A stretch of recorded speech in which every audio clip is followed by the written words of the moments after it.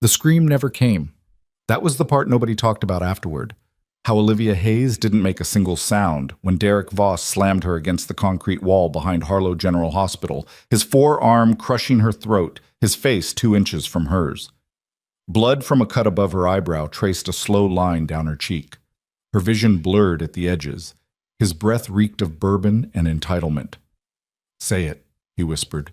"Say you're nothing." Nurses 20 feet away heard nothing. The security camera above them had been disabled 3 days prior. What Derek Voss did not know, what nobody in Callaway Ridge knew, was that the woman he had just put his hands on had once stabilized 4 soldiers under direct enemy fire in a collapsing forward operating base with only a trauma kit and 2 functioning hands. She wasn't nothing. She was the worst thing he'd ever made the mistake of touching. If this story already has you holding your breath, stay with me until the very end.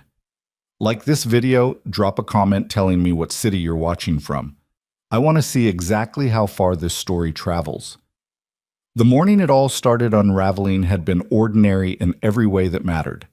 Olivia Hayes clocked in at 6:47 a.m., 13 minutes early, the same way she had every shift for the past 11 months.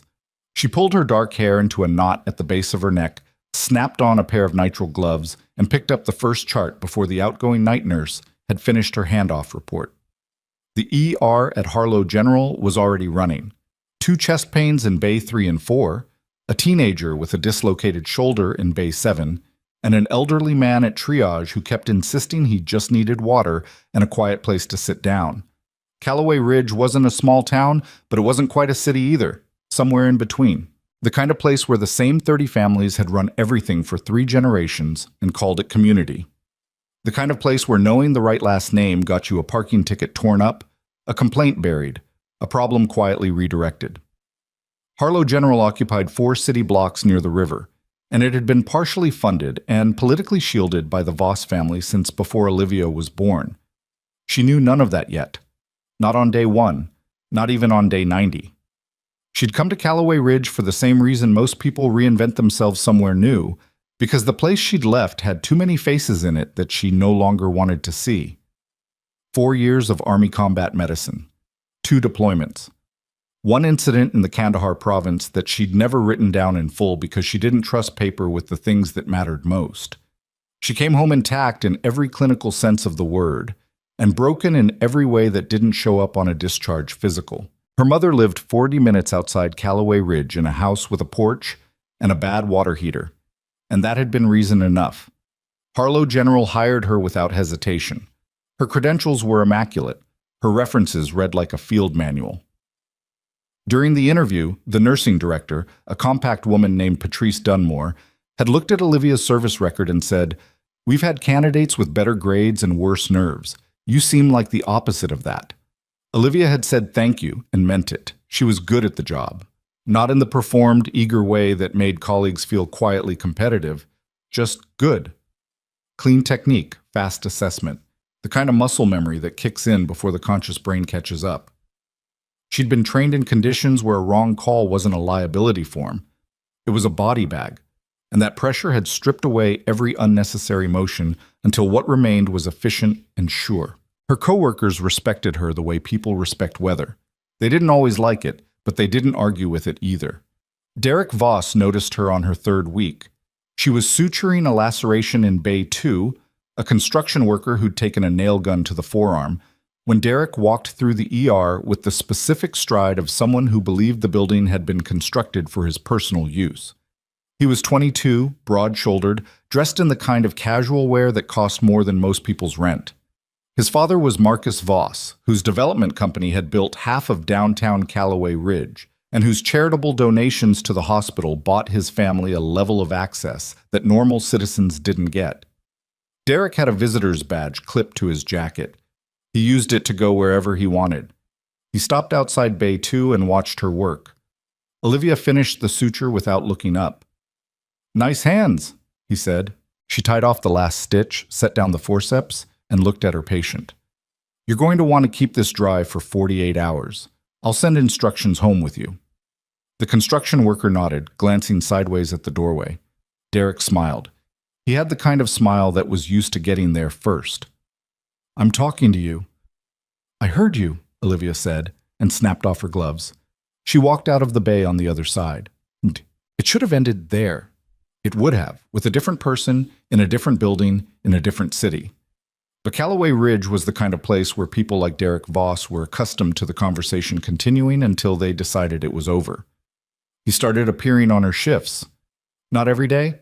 That would have been too obvious, and Derek wasn't stupid so much as he was unaccustomed to boundaries that applied to him. He'd sit in the family waiting area near the ER entrance and watch the floor. He'd find reasons to be near the nurse's station when she was charting. He'd stop in doorways and make comments to the people around her that were technically about something else, but pointed at her. "She's pretty serious, isn't she?" he said once to a male nurse named Garrett, loudly enough for Olivia to hear from 8 feet away. Like someone stapled a stick to her spine. Garrett laughed, then looked uncomfortable, then found somewhere else to be. Olivia marked it in her memory the same way she marked everything: location, time, specific words. She'd learned in the military that documentation was armor. You wore it before you needed it, not after. She reported it to Patrice Dunmore 6 weeks in, kept it factual, listed dates, times, the specific comments. Patrice listened with the expression of someone hearing information they already have a response prepared for. "Derek can be a lot," Patrice said carefully. "His family has a long relationship with this hospital. I'd encourage you to not engage when he tries to get a reaction. He gets bored." Olivia looked at her. "He's been on this floor 9 times in the past month. He's not a patient. He doesn't have family admitted. Is there a policy about visitor access?" Patrice's expression shifted just slightly. Not threatened, but recalibrated. "I'll speak with security." Nothing changed. By month 3, the comments had graduated into something more deliberate. Derek had started bringing friends. 2 of them. A wiry guy with expensive sneakers named Cole, and a quieter one everyone called Bridge, who seemed to exist primarily to laugh at Cole's commentary. They'd park near the nurse's break room and rate the staff in voices loud enough to be clearly intentional. When Olivia walked past them, Cole said, "There she is, the one who thinks she's too good to smile." "Army girls are like that," Derek said. "Uptight, compensating." "Compensating for what?" Bridge asked. "For not being that interesting without the uniform." Olivia stopped walking. It wasn't a decision. Her feet just stopped. She turned around slowly and looked at Derek with the particular quality of attention that most people, if they were paying close enough attention to themselves, would recognize as a kind of warning. "You need to stop coming to this floor," she said. Derek looked genuinely pleased. "I'm a visitor. Public hospital. I have a badge." "Visitor badges are for visiting patients. You're not visiting a patient." "My dad funded this wing." "That doesn't buy you access to the staff." His smile changed. Something went out of it, and something else came in. Not anger exactly, but something closer to a decision. "You're going to regret making this into a thing," he said. "Already regret it," Olivia said. "Not going to change what I said." She walked away. The difference, she told herself later in the parking lot, was that she'd seen what came after this kind of exchange before.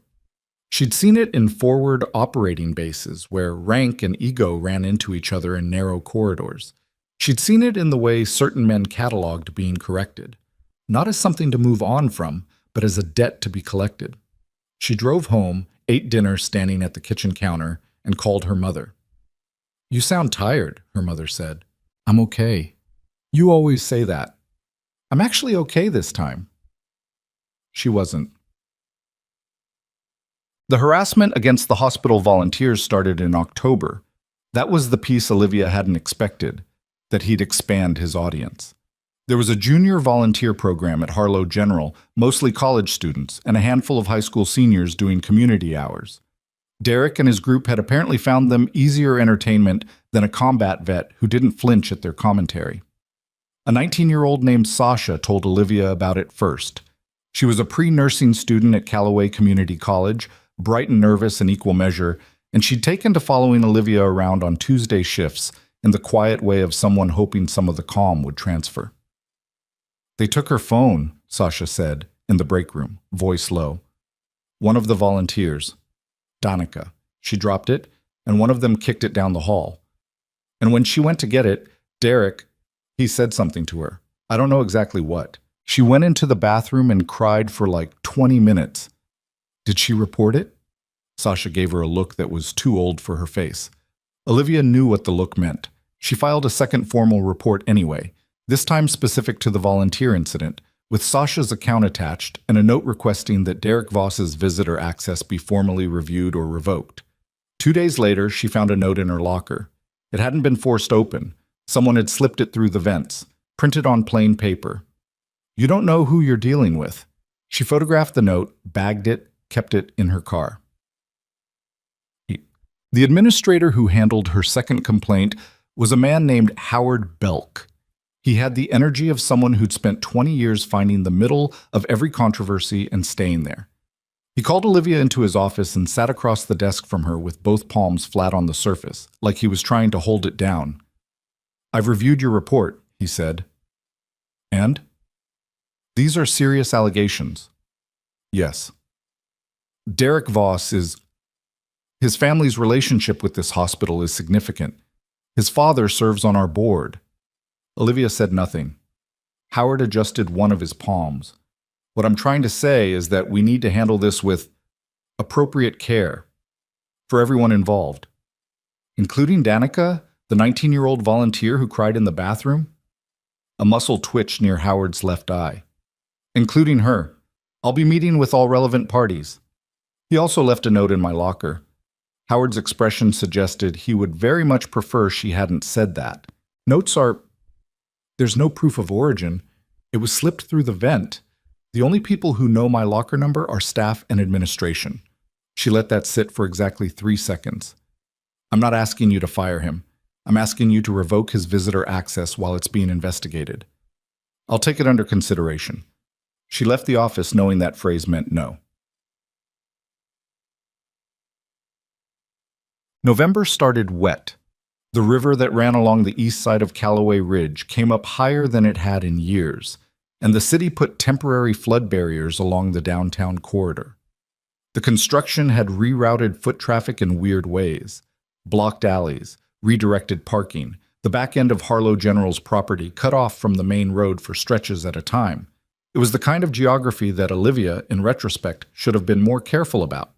She noticed she was being watched more deliberately around the third week of the month. Not Derek himself. She could handle Derek in her field of vision. It was subtler than that. A car idling too long near the night shift exit.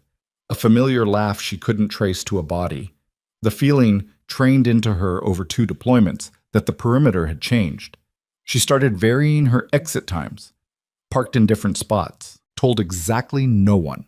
Because telling people in Callaway Ridge had proven, empirically, to accomplish nothing. On a Thursday evening in late November, she stayed 40 minutes past the end of her shift to help with a complicated trauma admission. Car accident on Route 9, 2 criticals, short-staffed on a night when it would have been wrong to leave. She didn't mind the extra time. She'd never learned how to mind it. She left the building at 9:22 p.m. through the rear medical training corridor exit, which she'd been using because the main lot was still partially blocked by flood construction equipment. The light above the exit door was out. She registered it, noted it as something to log in the morning, and kept moving. The parking area behind the training wing was half lit. 1 functioning security light at the far end, 1 dead bulb overhead, a stretch of shadow between them. She was 15 steps into that shadow when she heard him behind her. She turned. Derek Voss was alone this time. No Cole, no bridge, just him and the space between her and the building and the construction barriers that had redirected normal foot traffic away from this corner of the property entirely. "You should have taken the hint," he said. His voice was different from how it was in the hallways. Flatter, stripped of the performance. Olivia measured the distance to the functioning security light. 20 feet. Measured the distance to him. 8 feet and closing. "I'm going to need you to stop walking," she said. "Or what?" He kept coming. "You'll file another report. Give it to Howard." He laughed, and the sound of it had no humor in it at all. "You know what my father told me about people like you? They make noise until they realize it costs them more than it costs us." She'd seen this before too, the architecture of it, the moment before the moment. "You need to stop," she said again. Her voice was steady. Her hands were already calculating. He didn't stop. He moved fast for someone who looked like he'd never had to be fast, closed the remaining distance in 2 steps, and grabbed her by the front of her scrub top, spinning her hard into the concrete wall of the training wing. The impact was sharp across her shoulder blades. Something in her head knocked the back of the wall, and her vision stuttered. Then his forearm came up across her throat. The pressure was immediate and real, not a shove, not a warning. He meant the weight of it. "I've been patient," he said, close. "That's done. You're going to walk into Howard's office tomorrow and you're going to say you made everything up, and then you're going to put in your resignation." His arm pressed harder. "Or we can keep doing this until you get the message some other way." The blood from the cut, she'd hit the edge of a protruding bolt on the wall, she realized later, started its slow track down her cheek. Olivia let him finish talking. She'd learned something about men like this in the military. They needed the speech more than they needed the outcome. The speech was the point. It was the part where they felt like the situation confirmed everything they believed about themselves. So she let him have it. And then, when he'd finished, she did 3 things in a sequence that took less than 4 seconds total, none of which she would describe in the report she filed later, because the report needed to be about what he did, not what she knew how to do. When it was over, Derek Voss was on the pavement. He was uninjured in any documentable way. He was also not standing up. She looked down at him and said quietly, "I want you to understand something. I have filed reports. I have been professional. I have done everything the correct way and through the correct channels. That part is still true. What is also true is that if you come near me again, I will not call it anything. I will just remember it." She walked to the functioning security light, took out her phone, and called 911. The responding officer, young, uncertain, his eyes going from her cut forehead to Derek on the pavement and back, spent 6 minutes taking her statement before Derek's own phone started ringing. The officer glanced at the screen. She watched the officer's face change when he saw the contact name. He took the call. The conversation was short. When the officer hung up, he looked at Olivia with the specific expression of someone being asked to hold 2 incompatible things at the same time. "Mr. Voss says he was the one who was assaulted," the officer said. Olivia looked at her own throat in the reflection of her phone screen. The bruising was already starting, a dark band across the left side of her neck where the forearm had pressed. "I'd like to speak to your supervisor," she said. The supervisor took 40 minutes to arrive. He was a man she didn't know, and he looked at the situation with the eyes of someone who'd already been briefed on which outcome was preferred. "We're going to need to take statements from both parties," the supervisor said. "I understand," Olivia said. Given who is involved, this may take some time to sort out." "I understand that too." She understood all of it. What she did while she waited, standing in that half-lit parking lot in November cold with blood drying on her cheek, was take out her personal phone, open her contacts, and scroll to a name she hadn't called since leaving the service. The name was Marcus Webb. He was 47, currently working private security consultation out of a firm in the state capital. Before that, 14 years Army Criminal Investigation Division. Before that, the kind of field work that didn't go on public resumes. She'd saved his number the way she saved everything important, without knowing when she'd need it, but knowing she would. He picked up on the second ring. "Webb? It's Hayes." A pause. Then, "It's been a while." "Yeah," she said. "I have a situation." Define situation. She looked at the supervisor talking quietly on his own phone 20 feet away. She looked at Derek Voss, now sitting up, talking to the young officer with the ease of someone who'd been in this conversation before and always knew how it ended. "The kind where the right people already know the wrong outcome," she said. Another pause. Longer this time. "Where are you?" "Callaway Ridge." She heard the particular silence of someone running a search they already knew the answer to. "Voss territory," Marcus Webb said. "Yeah." "Okay."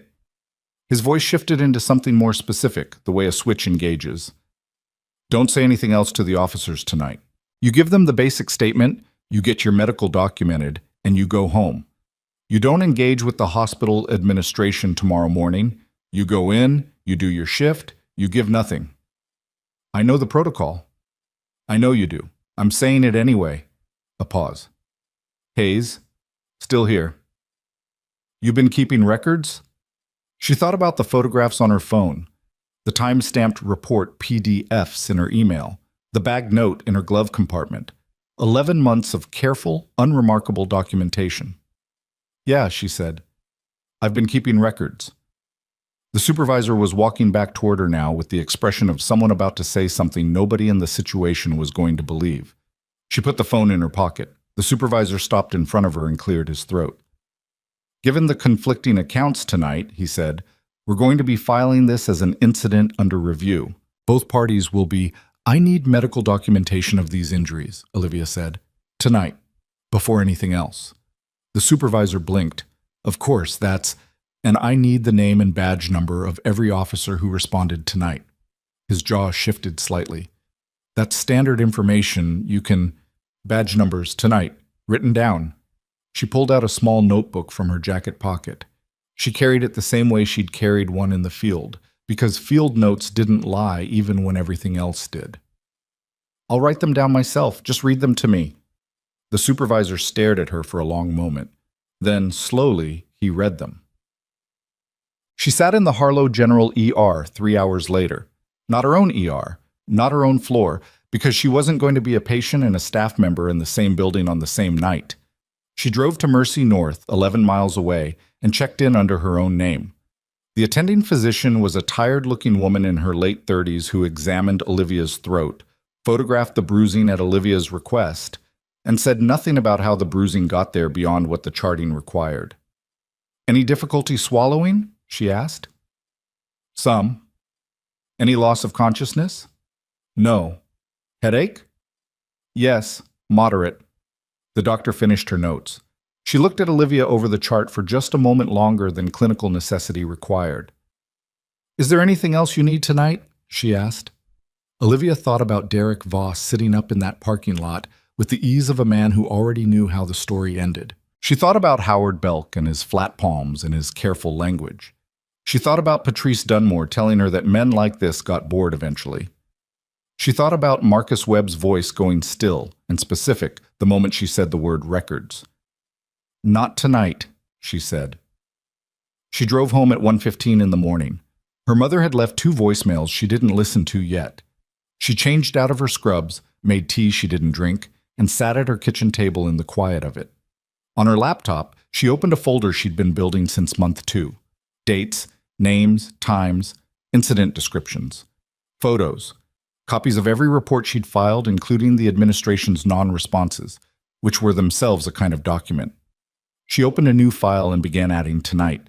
She typed without stopping for 40 minutes. When she was done, she sent a compressed folder to Marcus Webb's encrypted email, which he'd given her during their call with the casual efficiency of someone who sent and received these things regularly. Then she sent it to one other address, a woman named Sergeant Dana Fry, retired military police, now working as a paralegal at a civil rights law firm in the capital. Olivia had stitched up Dana's left forearm at FOB Salerno in 2019, and Dana had looked at her in the aftermath and said, "You're the kind of person I want to owe a favor to. Time to collect." She closed the laptop. Outside the kitchen window, Callaway Ridge was quiet in the way of a city that didn't know yet what was being set in motion inside a second-floor apartment near the river. Olivia sat with the quiet for exactly as long as she needed to. Then she went to bed. She had a shift at 7 a.m. She would be there at 6:47, the same as always, because the thing about what had been done to her, the harassment, the dismissal, the parking lot, all of it, was that it was designed to make her smaller, to make her disappear into resignation or silence or someone else's version of the story. She had been through worse than Derek Voss and come out the other side still functioning. What she had not been, in a very long time, was seen. That was changing now. 200 miles away in a state capitol office building, Marcus Webb forwarded her folder to 3 people she'd never met and typed a single line. This one needs to be clean. Start from the beginning. The 3 people Marcus Webb forwarded that folder to were not the kind of people who replied quickly. That was how Olivia knew they were serious. She'd dealt with fast replies before. Administrators who sent back 3 sentences in under a minute to demonstrate responsiveness without actually doing anything. What she'd learned, both in the military and in the 11 months since, was that the people who moved carefully moved once. The people who moved fast mostly moved in circles. She waited. She went to work at 6:47 a.m. the next morning. Her neck carried a bruise that had deepened overnight into something unmistakable. A dark gradient from purple to green along the left side of her throat that no turtleneck could have hidden even if she'd owned one. She wore her regular scrubs and her regular expression, and she said nothing about it when she walked past the nurse's station. Garrett noticed. He looked at her neck, looked at her face, and looked back at his chart. Sasha noticed. She started to say something, and Olivia shook her head very slightly, once. The shift ran the way shifts ran. A pair of kids from a youth soccer game, both with ankle injuries from a pile-up in the second half. A middle-aged man in full cardiac workup who kept insisting he was fine and just needed something for heartburn. A woman who'd taken a fall on the Riverwalk, hip contusion, probably no fracture but imaging to confirm. Normal emergencies. The kind that didn't require anything from Olivia beyond what she already knew how to give. Howard Belk appeared at 10:15. He walked to the ER floor with the energy of someone who'd been told to come down but hadn't been told what to say when he got there. He found Olivia near the imaging corridor and stopped a careful distance from her. Not close enough to be a conversation, but not far enough to pretend he didn't see the bruise. "I heard about last night," he said. "Okay. The incident in the parking area. Is that what we're calling it?" He adjusted his weight from one foot to the other. "Olivia, I want you to know that the hospital takes any allegations of—" "I'm not making allegations, Howard. I have a medical record from Mercy North documenting traumatic injury to my throat. I have a police incident report number. I have photographs. None of that is an allegation." Howard's mouth opened, then closed, then opened again. "Of course, and those will all be part of the review." "What review?" She looked at him directly. "The same review that's been in progress for the past 4 months? The one where nothing has been revoked and no one has been told to stop coming to this floor?" The imaging corridor was empty, but sound traveled in hospitals the way it traveled in barracks, farther than intended, absorbed into walls and remembered by whoever happened to be standing around the corner. "I would ask that we handle this in my office," Howard said, lower. "I'm on shift. Whatever you need to say to me, you can say it here." He didn't say it there. He left, and the specific way he left, too quickly, without resolution, with his eyes on his phone before he'd even turned around, told her more than anything he could have said. She went back to her patient. The police department's official position arrived in the form of a phone call at 2:30 that afternoon to the cell number she'd given the responding officers. A detective named Ron Pauley. Unhurried voice, the kind that had been trained in ambiguity. "Ms. Hayes, I'm following up on last night's incident report." "Nurse Hayes," she said. "And I'd prefer to be addressed that way." A brief pause.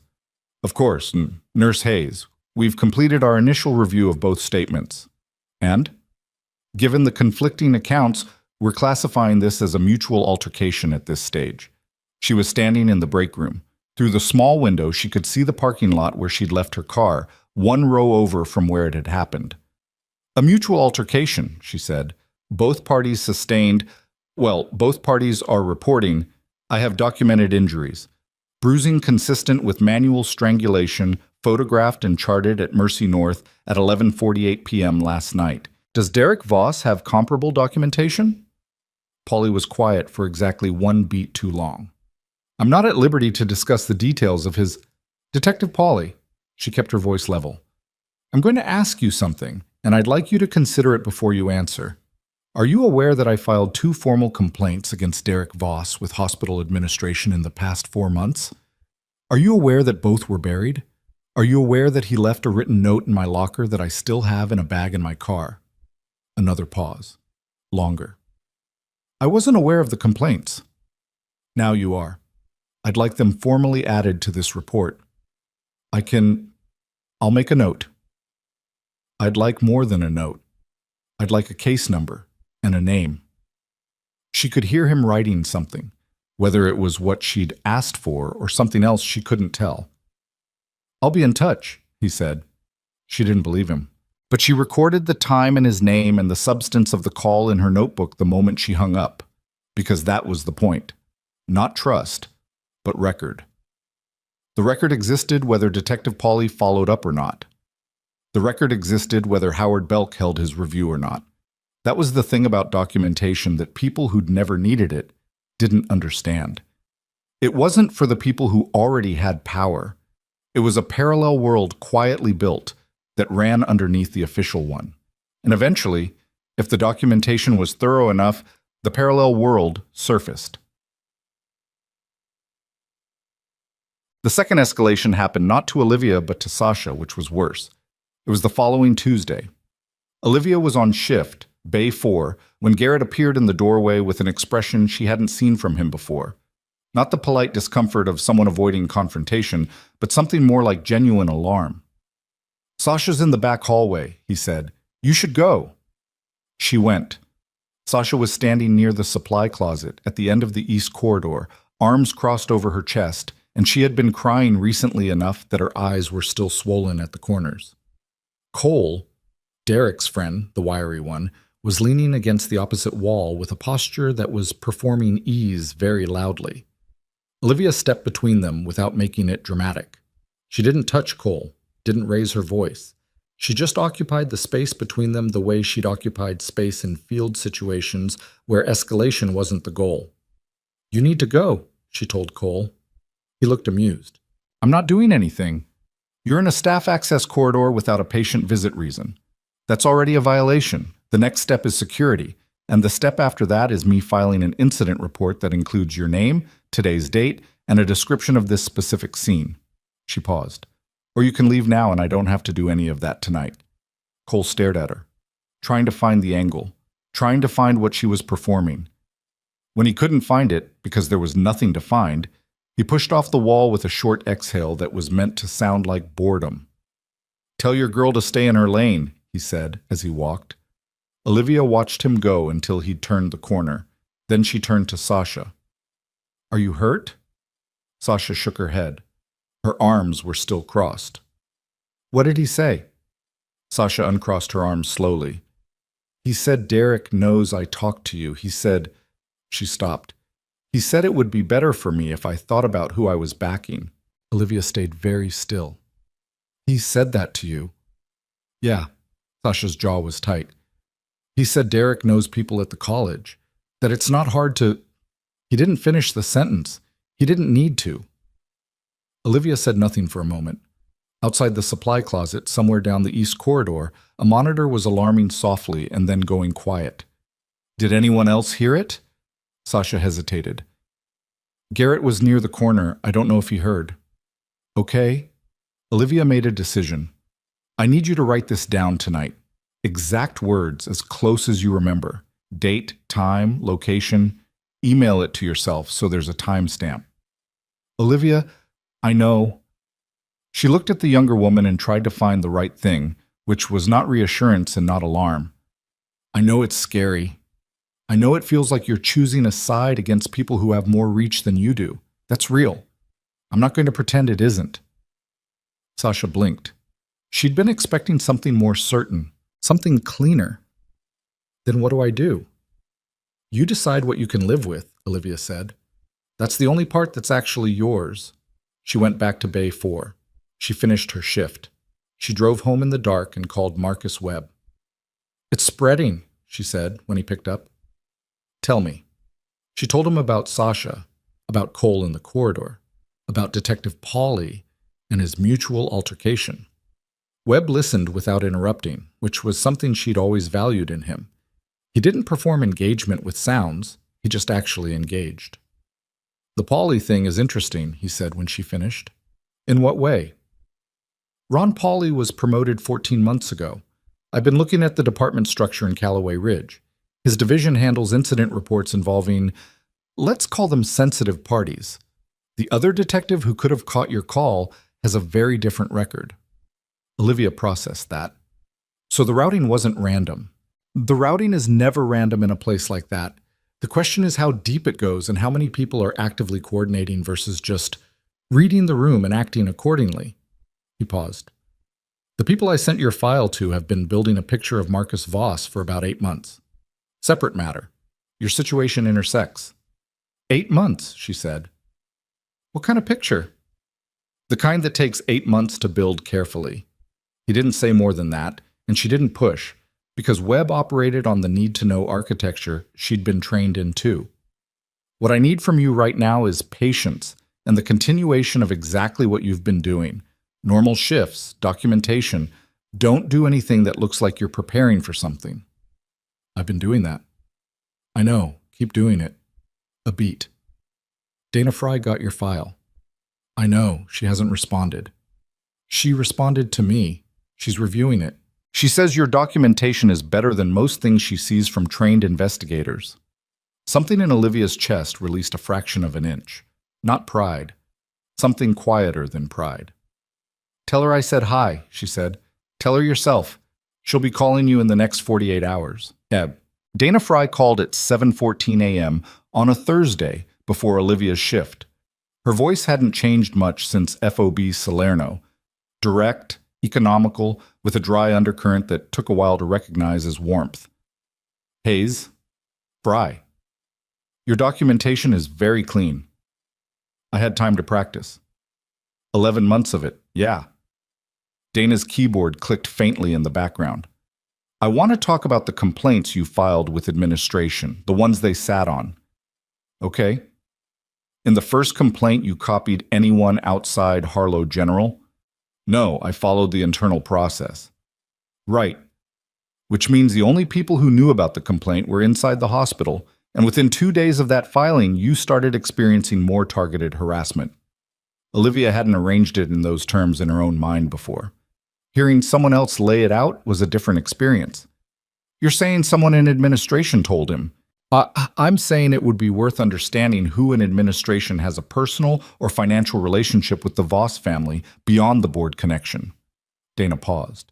It would also be worth knowing whether Harlow General has received any significant donations, grants, or contracts from Voss Development in the past 2 years that aren't in the public filing. How do I find that? You don't, Dana said. I do. I'm telling you so you know why I'm asking you not to dig into it yourself right now.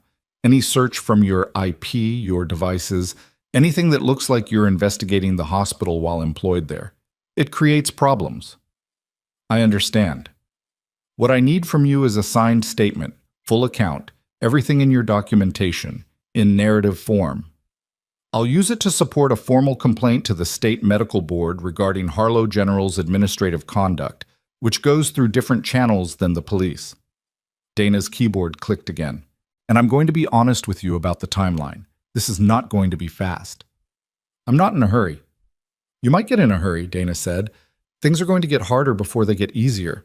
Marcus Voss is not the kind of person who waits for the other side to make a move. Olivia looked out her kitchen window at the gray November morning. The river was still high. The flood barriers were still up along the east side of downtown. Fry, she said. What was the separate matter? The one Webb's contacts have been working on for 8 months. A pause. Just long enough to be deliberate. That's not mine to tell, Dana said. But when it comes out, and it's going to come out, you're going to want to have been standing where you're standing. Not closer, not involved. Just standing there with clean hands and good records. What does that mean? It means don't do anything heroic, Dana said. This isn't a situation where you need to be a hero. You need to be a witness, a very well-documented, legally represented, credible witness. Olivia thought about the parking lot. The forearm across her throat. Derek's flat voice saying, "Say you're nothing." Okay, she said. She meant it, mostly. Bad. The termination letter arrived on a Friday. Not a conversation. Not a meeting in Howard Belk's office with its flat palm theatrical neutrality. A letter, printed on Harlow General letterhead, slipped under her apartment door sometime between 8 p.m. on Thursday and 7 a.m. on Friday, which meant someone had her home address and had used it. She read it standing in her hallway in socks. The language was careful: restructuring of emergency department staffing requirements, elimination of redundant clinical positions, severance package in accordance with employee handbook. Section 12.3. No mention of Derek Voss, no mention of her complaints, no mention of anything that could be challenged as retaliatory on its face. The effective date was 2 weeks from today. She read it twice. Then she photographed it, emailed the photo to Dana Fry and Marcus Webb with a one-line note: termination letter, home delivered, no advance notice. She filed it in the folder on her laptop. She made coffee. She thought about what Dana had said. Don't do anything heroic. You need to be a witness. She called her mother. You sound different, her mother said. Different how? Like something happened. Something happened. Olivia sat at the kitchen table. They're trying to push me out. Her mother was quiet for a moment. Not the silence of someone searching for words, but the silence of someone who'd expected this. What are you going to do? She asked. Olivia looked at the termination letter on the table. At the Harlow General letterhead, the controlled legal language, the 2-week clock. I'm going to go to work, she said. For 2 more weeks? For as long as I'm there. She picked up her coffee. They want me to leave quietly. They want this to be over. And you're not going to let it be over. Not until it actually is, Olivia said. Her mother made a sound that wasn't quite a laugh, but was adjacent to one. You were like this when you were 7, she said. You fell off your bike in front of the neighbors, and you got up and rode to the end of the block before you cried. I remember. I don't know whether to be worried for you or not. Probably both, Olivia said. That seems accurate. She went to work Monday morning at 6:47. She clocked in. She picked up the first chart. At 11:20, she was charting at the nurses' station when she looked up and saw Derek Voss walk through the ER entrance with a visitor badge and a new cut of arrogance, the posture of someone who'd been told a problem was being resolved and had come to watch the resolution in person. He caught her eye across the floor. He smiled. It was the smile of someone who knew how the story was ending, who'd been told by his father and his lawyers and a police detective and a hospital administrator that the pieces were in place and the woman who'd caused all this noise would be gone in 2 weeks, and then the noise would stop. Olivia held his gaze for 1 full second. Then she looked back at her chart. She didn't see his smile change, but she heard him, an hour later, in the corridor near the break room, his voice carrying the careless confidence of someone who'd stopped monitoring volume, saying to someone on his phone, "Yeah, it's handled. She's done." She finished charting the admission notes. She did not allow herself the reaction she could feel building somewhere below her sternum.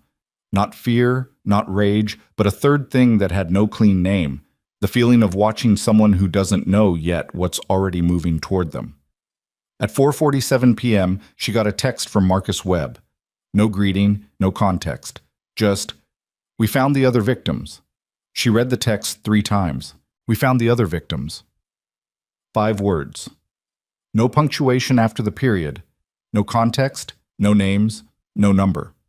Just that, and the timestamp, 4:47 p.m., and the particular quality of stillness that settled over her in the nurses' station like a change in atmospheric pressure. She knew better than to call Webb from the hospital floor. She finished the last 2 charts of her shift with the focused automaticity of someone whose hands knew the work well enough to keep moving while the rest of her was somewhere else entirely. She gave her hand off to the oncoming nurse, a quiet man named Trevor, who'd worked nights at Harlow General for 6 years and never seemed surprised by anything. She collected her bag and her jacket and walked to her car at 5:03 p.m. through the main lobby exit, not the rear medical training corridor, never that way again. She called Webb from the parking structure on the 3rd level, engine running, heat on, because November had sharpened overnight into something with actual teeth. He picked up before the 2nd ring. "How many?" she said.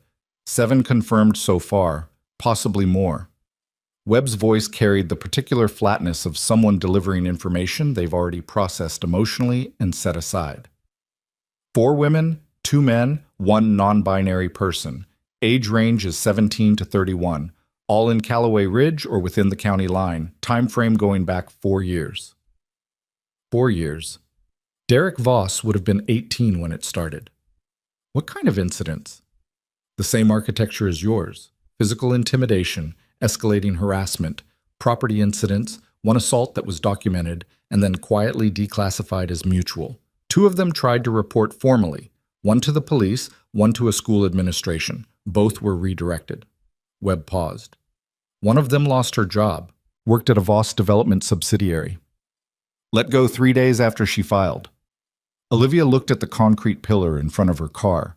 Someone had stickered it at some point. A band name she didn't recognize. Half peeled now. Who found them?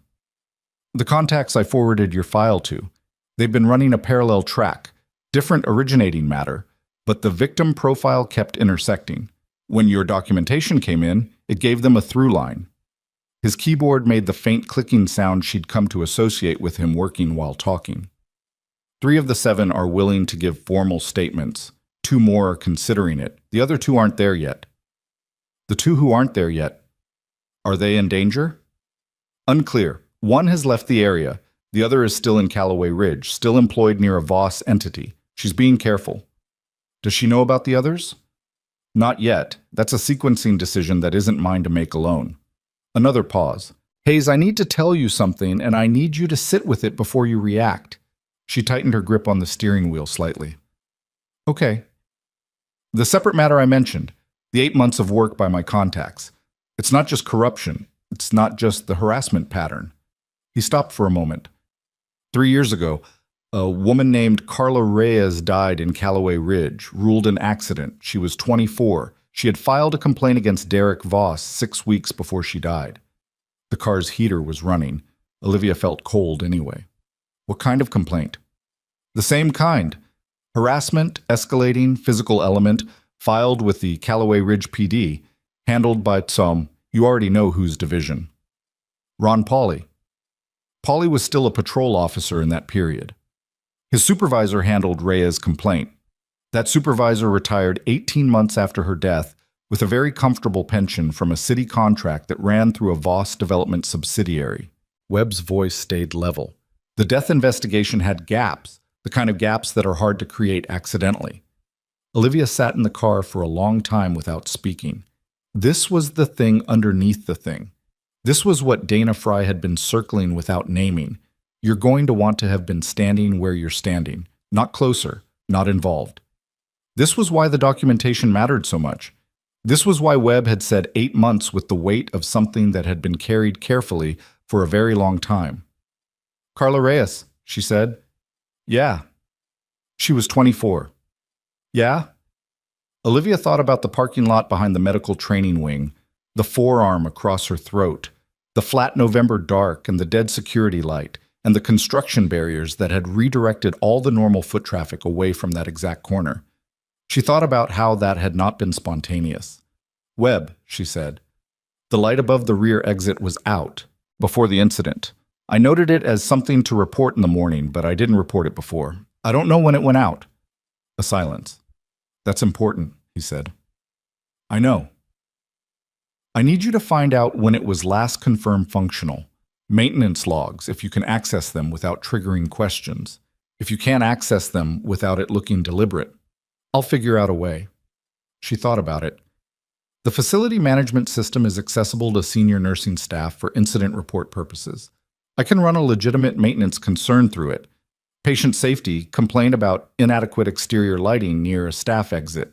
That's a reasonable report. It would pull the log as part of the response. Do it tomorrow. Normal shift timing, not first thing when you walk in. I know. Hayes. His voice shifted into something that wasn't quite personal, but was closer to it. You understand what this means if it's connected. It means the light didn't fail, she said. It means someone turned it off. She filed the patient safety concern at 10:40 the next morning, between a pediatric asthma case, and a laceration repair, which was exactly the kind of unremarkable administrative moment it needed to be. The system auto-generated a facilities review ticket and pulled the maintenance log for the exterior corridor lighting on the south and east elevations of the building. She read the log on her lunch break in the break room with her sandwich untouched beside her. The bulb above the rear medical training exit had been functional as of a scheduled inspection on November 9th. The next logged entry was a manual override of the fixture's circuit breaker, categorized as a temporary power management action, on November 21st. Olivia's assault had occurred on the evening of November 23rd. The manual override had been entered under a facilities staff login. She photographed the screen. She sent it to Webb and Dana Fry with 3 words. November 21st override. She ate half her sandwich. It tasted like nothing in particular. The pressure inside Harlow General changed that week, in ways she could feel but not fully map. Howard Belk stopped appearing on the ER floor, which should have been a relief and wasn't, because his absence felt like something being removed before demolition rather than a problem being resolved. 2 of the nursing administrators she'd had minor professional contact with over 11 months suddenly became elaborately busy when she was near the station, overly focused on screens, overly absorbed in conversations that didn't require absorption. The message was social and institutional at once. You are already gone. We are practicing the distance now. Garrett, to his credit, didn't do this. He also didn't do the opposite. Didn't make overtures of support. Didn't leave symbolic gestures. Didn't do anything that could be characterized as taking a side. He just kept working beside her the way he always had, occasionally passing her a chart without being asked, occasionally saying nice catch when she identified something subtle in a patient presentation.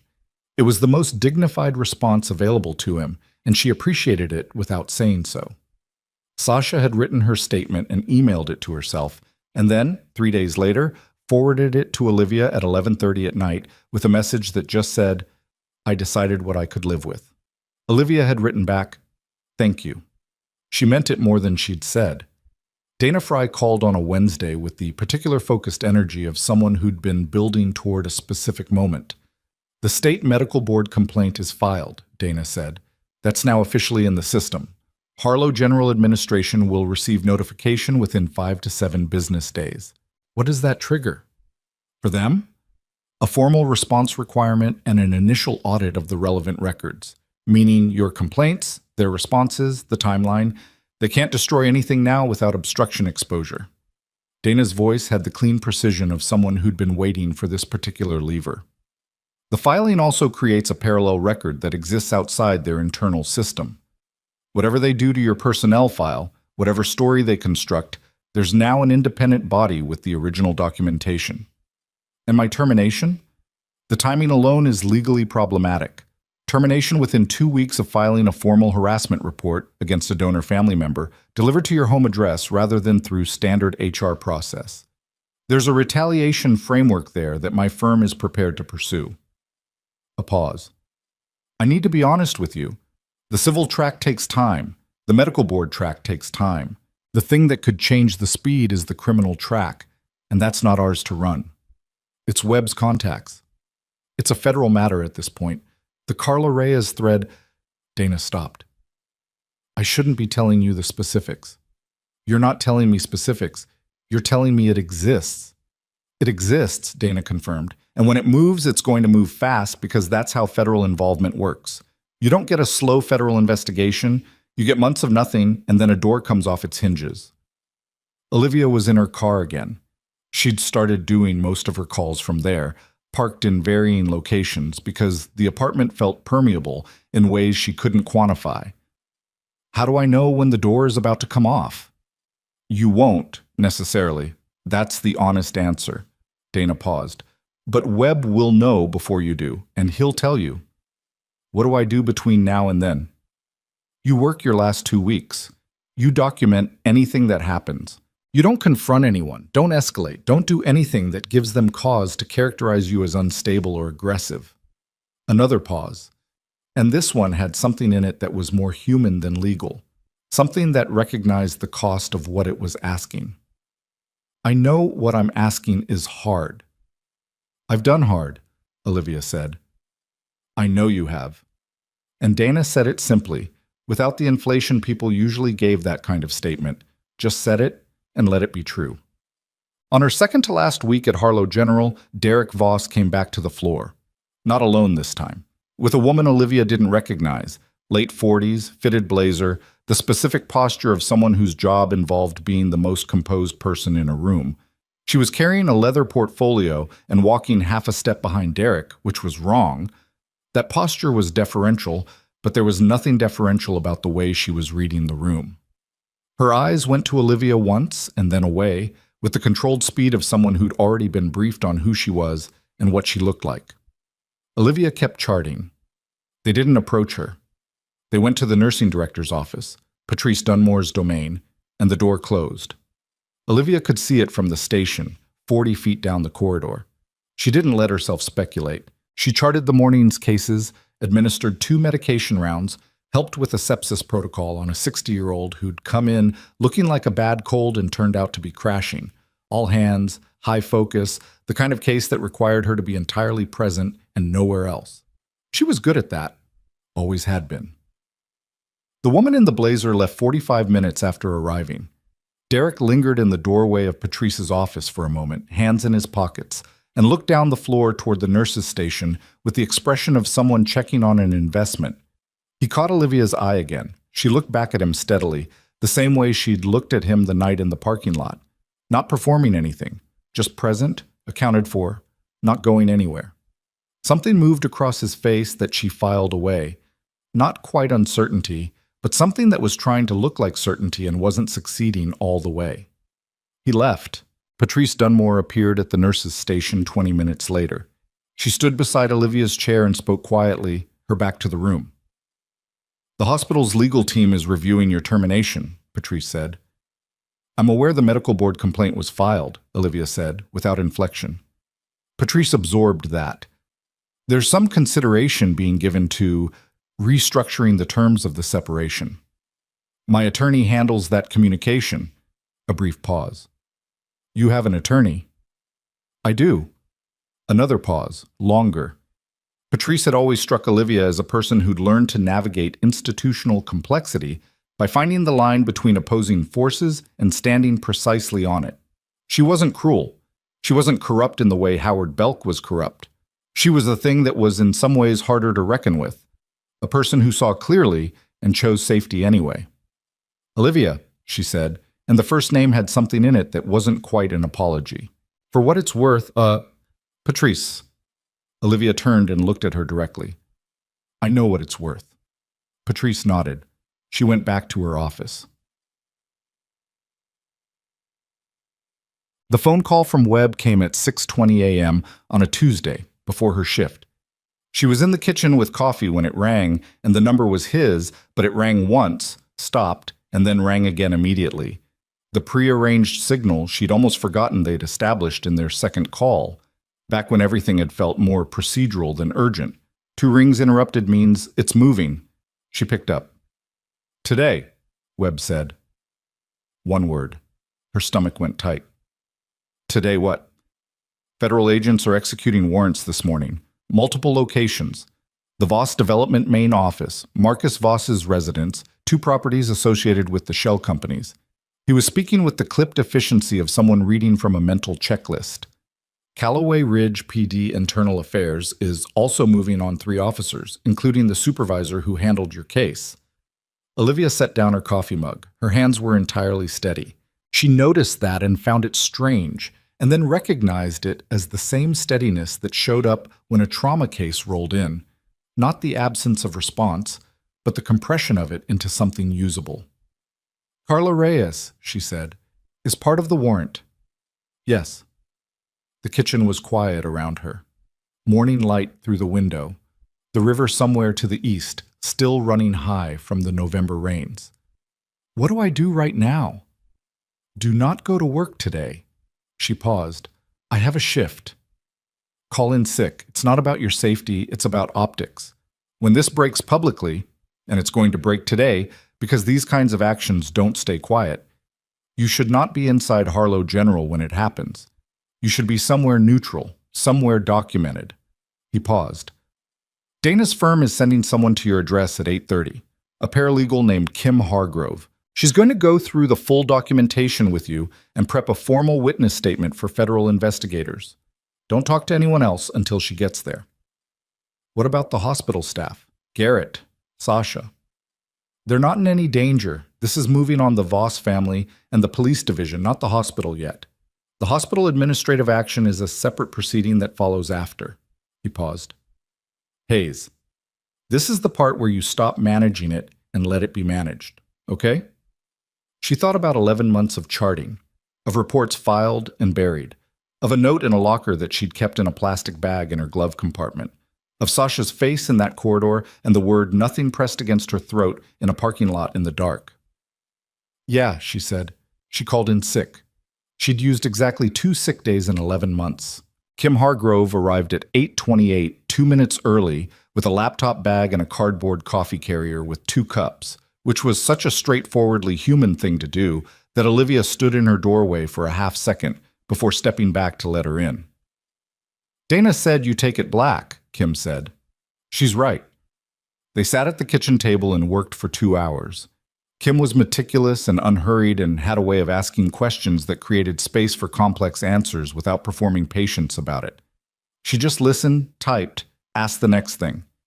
By 10:45, they had a 40-page document that Olivia read back to herself and recognized as the truest sequential account of the past year that she'd yet produced. She signed it. Kim left. Olivia sat at the kitchen table with the second half of her coffee, which had gone cold. She drank it anyway. At 11:17, her phone began to receive news alerts. Federal agents execute search warrants at Voss development offices in Callaway Ridge. Marcus Voss, prominent Callaway Ridge developer, subject of federal investigation. Multiple Callaway Ridge PD officers placed on administrative leave pending internal affairs review. She read them in sequence. She didn't feel what she expected to feel, which was, she wasn't sure what she'd expected. Something more like release, maybe. What she felt instead was quieter than that, like a held breath being let out so slowly that you only noticed it was happening when you reached the bottom of it. Her phone rang. Not Webb. Her mother. It's on the news, her mother said. I know. Are you okay? Olivia thought about the honest answer to that, which was complicated and multivalent and also unnecessary. Yeah, she said. You're sure? I'm sure. Her mother was quiet for a moment. Come for dinner this week. I will. Beaumont. The reaction inside Callaway Ridge moved in stages that Olivia watched from outside the hospital for the first time in 11 months. The first stage was the news cycle, which lasted approximately 48 hours and generated the specific kind of media attention that attached itself to wealthy family downfall stories.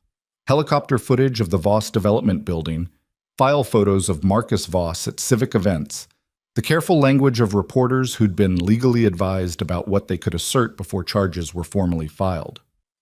The second stage was the institutional scramble. Harlow General's board convened an emergency session. Olivia knew this because Dana Fry told her, and because Howard Belk's name appeared in an internal memo that someone, she didn't ask who, forwarded to Dana's office, indicating that Belk had been placed on administrative leave pending review of administrative decisions related to employee complaint handling protocols over the preceding fiscal year. The language was so constructed as to be almost architectural, every load-bearing word chosen to distribute liability as widely as possible. The third stage was the call from federal investigators. 2 of them. A woman named Special Agent Torres and a man named Special Agent Rusk from a field office 2 hours north. They came to the paralegal firm's offices, not to Olivia's apartment, which had been Dana's deliberate choice of territory. Olivia sat across from them at a conference room table on a Thursday afternoon with Dana beside her and Kim Hargrove at the end of the table with a recorder and a legal pad. Torres led. She had the quality of attention that Olivia associated with people who'd been trained to find inconsistencies, not aggressive, but precise in a way that left no comfortable vagueness. We appreciate you coming in, Torres said. Thank you for including me, Olivia said. It was a formal exchange and both of them knew it. But Torres looked at her for a moment with something that was marginally more than professional. A flicker of something that acknowledged what it actually meant to sit across this table and what it had cost to get there. Then the questions started. They were thorough and they were sequential and they covered every document Olivia had produced over 11 months, every date, every specific exchange. Torres asked the same question from 3 different angles at 2 different points in the interview. Checking for inconsistency, Olivia knew, which was correct procedure and which she didn't mind because her answers were the same from every angle. Rusk asked mostly follow-up questions. He was less practiced at concealing what interested him, And what interested him most was the maintenance log. The November 21st circuit override, he said.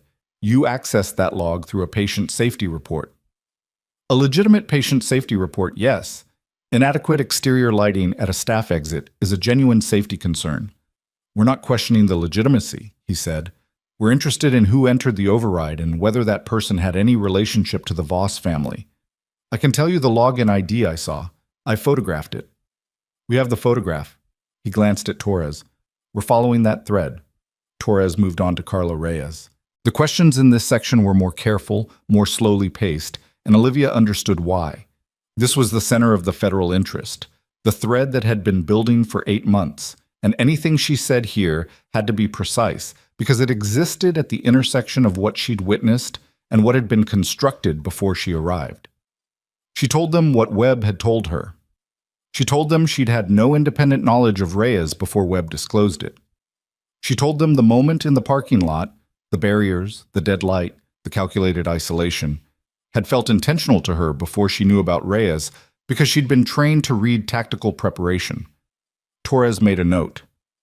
What made you preserve evidence from the beginning? Torres asked. Before you knew any of this was going to become a federal matter. Olivia thought about it honestly. Because I'd seen what happened when people didn't. In the military? In the military and since. She paused. Documentation is the only thing that stays true when everything else gets revised. Torres looked at her for a moment. How many formal complaints did you file before you sought outside help? 2. Both internal, both buried. And you sought outside help from a former military contact? Yes. Why not a lawyer first? Because I needed someone who could see the architecture before I knew what I was looking at, Olivia said. Dana is a brilliant attorney, but what I needed first was someone who could tell me whether what I was seeing was real or whether I was making it larger than it was. Marcus Webb could do that. Torres wrote something. Rusk wrote something. Is there anything you want to add, Torres said, that we haven't asked about? Olivia considered for a moment. Sasha Reyes. Torres's pen paused. Not related to Carla Reyes, Olivia said quickly.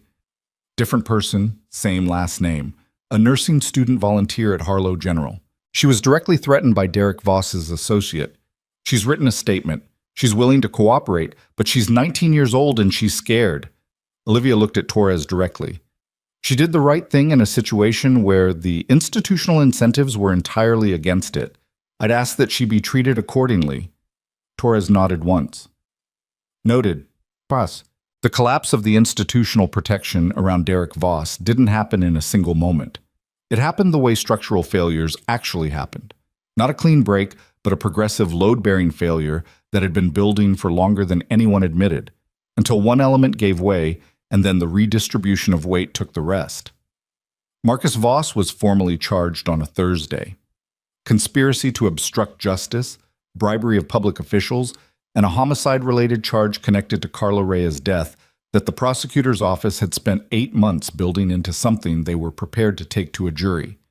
He was arraigned and released on a bail amount that his attorneys arranged and that the news reported with the breathless precision reserved for large numbers. His lawyer issued a statement calling it a politically motivated prosecution. Olivia read the statement on her phone in her car and thought about what it meant that this was their best response. Not denial, but political reframing. The denial would have required a counter-narrative. They apparently didn't have one. Derek's case moved through a separate track because he was 22, which placed him firmly in adult criminal jurisdiction regardless of the timeline of the original behaviors. The assault charge, Olivia's parking lot, documented, photographed, medically recorded, corroborated by the maintenance log, was the proximate charge. But the parallel victim statements that had been accumulating for 4 years were now part of a pattern of conduct presentation that Dana's office was coordinating with the prosecution. 6 of the 7 other victims had now formally cooperated. The 7th, the woman still employed near a Voss entity, had called Dana's firm on a Wednesday morning and said, in a voice that Dana described as the calmest and most exhausted voice she'd ever heard in 20 years of law, "I'm ready." Olivia's termination from Harlow General was formally rescinded 18 days after she'd been handed the letter. The call came from a hospital attorney, not from Howard Belk or Patrice Dunmore, which was itself a kind of information. The attorney spoke in the language of institutional liability management, and every sentence was technically about process and procedure, but the underlying message was unmistakable. Harlow General wanted her back on terms that wouldn't add to their current legal exposure. She listened to the full statement before speaking. "I appreciate the call," she said. "I'll have my attorney respond." "Of course," the attorney said. "We hope to—" "I'll have my attorney respond," she said again, and ended the call. Dana's response to the hospital took 2 days to draft and arrived in the form of a letter that Olivia read twice at the kitchen table. It was 12 pages long. It was extraordinarily precise. It included the phrase "full public vindication" in a section that outlined conditions for any reinstatement discussion, and it was the first time Olivia had seen those words applied to her situation in any official document. She put the letter down on the table. Outside the kitchen window, Callaway Ridge had finally turned into actual winter, the first real snow of the season coming down in the early morning in the small, serious way of snow that intends to stay. The river was still high. The flood barriers were still up on the east side of downtown, though the construction equipment had long since moved. Her phone buzzed. Webb. Paulie resigned this morning. 2 others from his division expected to follow. And then, 30 seconds later, a second message from a number she didn't recognize, which resolved itself when she opened it. "This is Carla Rhea's sister. My name is Rosa. Donna gave me your number. I hope that's okay. I wanted you to know that what you did, keeping those records, not walking away, it's going to matter for my family in ways I can't explain yet. I just wanted to say that. You don't have to respond." Olivia read the message 3 times. She sat with it for a long time. She started typing a response and stopped. Started again. What she wanted to say was complicated and insufficient and probably beside the point because Rosa Reyes hadn't written to get something back. She'd written to give something, and the right response to that was to receive it without diminishing it. She typed, "I'm glad it mattered. I'm so sorry about your sister." She sent it. She sat at the kitchen table with the snow coming down outside and the coffee getting cold again, and the city around her in the slow, stunned process of reckoning with what had been living inside it for 4 years without sufficient resistance. Then her phone rang. Dana Fry. On a Saturday morning before 9, which meant something had broken. "Olivia." Dana's voice was stripped of its professional architecture entirely, which in itself was alarming. "Are you home?" "Yes. What happened?" A pause that lasted long enough to be its own kind of answer. "There was an incident last night," Dana said. "Late, around midnight." Another pause. "Derek Voss went to the home of one of the other victims, the one who came forward last, the woman near the Voss entity. Her name is Mara." Olivia was already standing. "Is she—" "She's alive. She's at Mercy North." Dana's voice was very controlled in the way voices became controlled when the person inside them was working against something. "It's bad, Olivia. She's in serious condition." The kitchen was very still. "He was out on bail," Olivia said. "He was out on bail."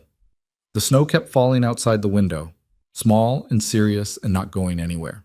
"The federal prosecutor's office is being notified," Dana said. "This changes the bail situation. This changes a lot of things." She stopped. "I needed you to hear it from me before you saw it on the news." Olivia looked at the window, at the snow. "How bad is serious condition?" she said. Dana told her. Olivia closed her eyes. Mara Solano had 2 broken ribs, a fractured orbital socket, and a grade 3 concussion. Olivia knew the clinical breakdown because Dana had said it out loud, and Olivia's brain had filed it the way it filed all medical information. Organized, specific, without the buffer of euphemism. She'd treated worse in the field. She'd treated worse in the Harlow General ER on unremarkable Tuesday nights. The knowing what it meant was the thing that didn't get easier with experience. The knowing what it felt like from the inside of it. She drove to Mercy North. She didn't call Dana back first. Didn't call Webb.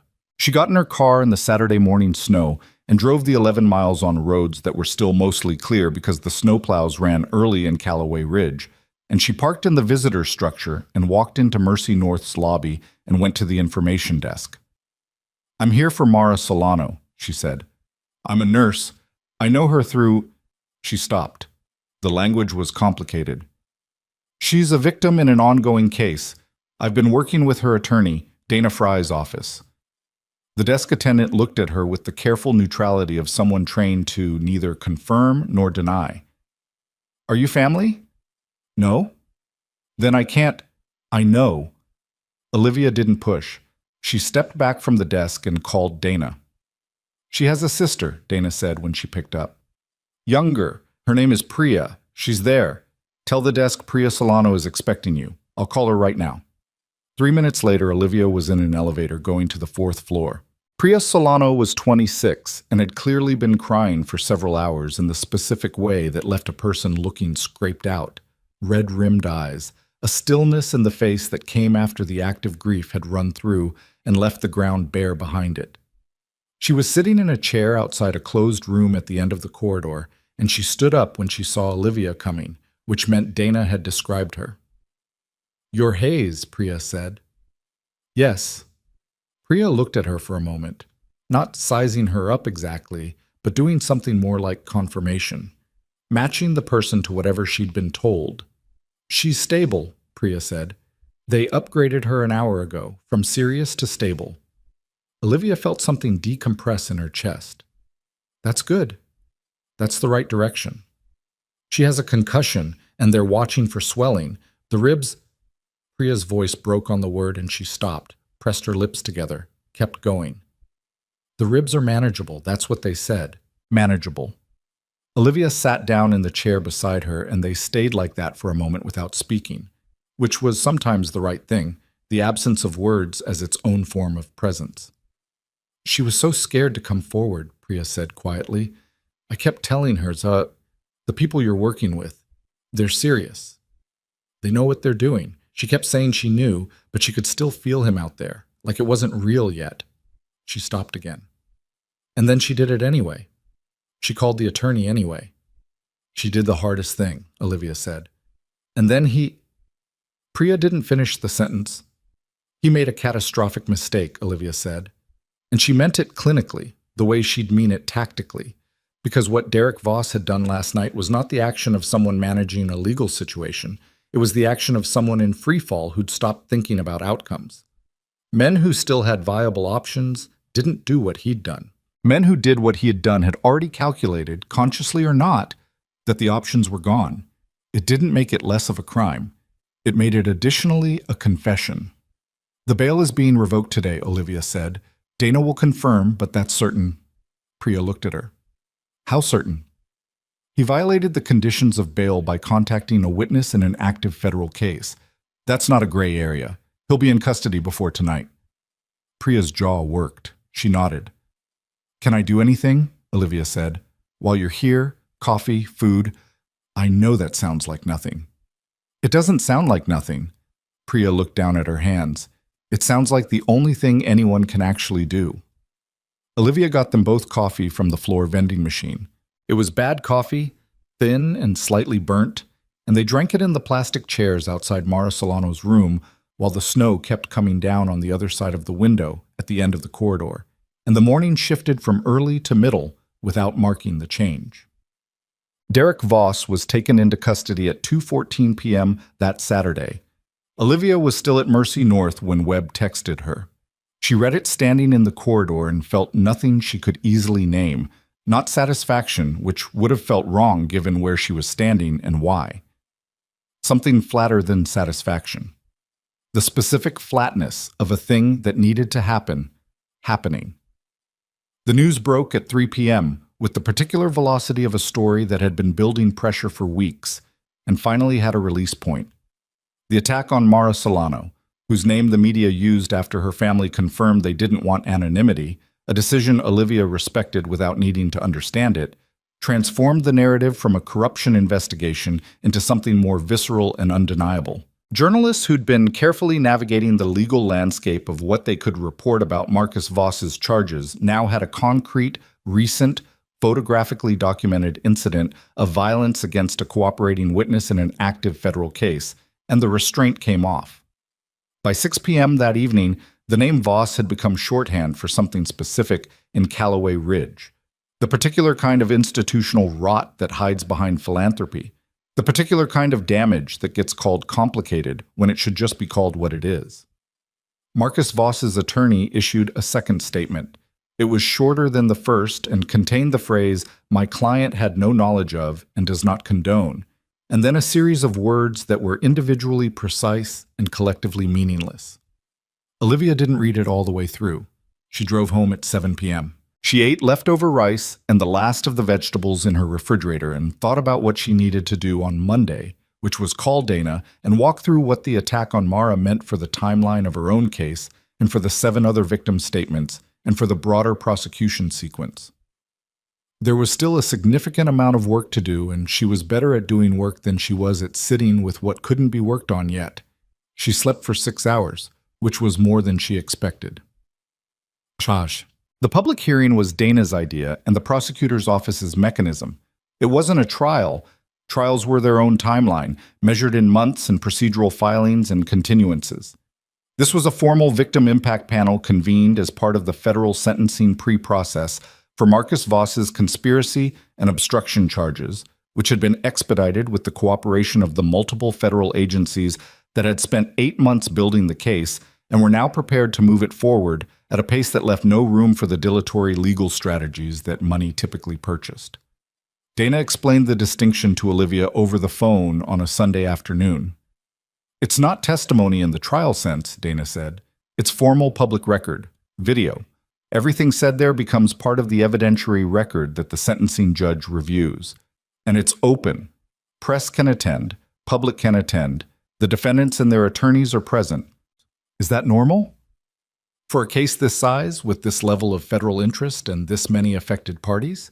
Yes. It also serves a function that the prosecutor is very aware of." Dana paused. "When you have 7 years of suppressed complaints and buried evidence and a complicit institutional structure, the hearing is where that gets said out loud, on camera, in front of the people who built the suppression. There's a reason it's public." "When?" 3 weeks from Thursday. 3 weeks was both too short and not short enough, which meant it was probably right. "Will Mara be there?" Olivia asked. "She wants to be. Her doctors are cautiously supportive. Her ribs are healing faster than projected. She's stubborn, apparently." Despite everything, Olivia almost smiled. "Who else?" "All 7 who cooperated, Sasha, 2 former hospital employees who reached out after the news broke, both of whom had complaints buried by Howard Belk over the past 3 years. Dana's voice carried the controlled precision of someone reading from a list that had been getting longer. "Rosa Reyes has asked to speak on behalf of her sister. The prosecutor's office is treating that as a central element of the Carla Reyes homicide-related charge." The room was quiet around Olivia. She was at her kitchen table again, the same spot where she'd read the termination letter, where she'd eaten cold toast and typed field notes at 1 in the morning, where the second cup of coffee always sat untouched and cooling because she made it for the idea of a second cup more than the actual need. "Dana," she said, "Howard Belk. Lost his position. The board terminated him 2 days ago. He's retained a criminal defense attorney, which tells you what he's been advised about his exposure." "And Patrice Dunmore?" A pause. "Patrice cooperated with the medical board investigation voluntarily. She provided documentation of the internal pressure she received regarding your complaints. There are no criminal charges against her at this time." Olivia thought about Patrice in the imaging corridor, saying for what it's worth and stopping when she got to the limit of what she was willing to put words to. It wasn't exoneration. It wasn't nothing either. "I'm not going to tell you how to feel about that," Dana said. "I know." Olivia was quiet for a moment. "What about Garrett? The staff? Anyone getting pulled into this who shouldn't be?" "No. The medical board's administrative action is specific to policy-level decisions and supervisory conduct.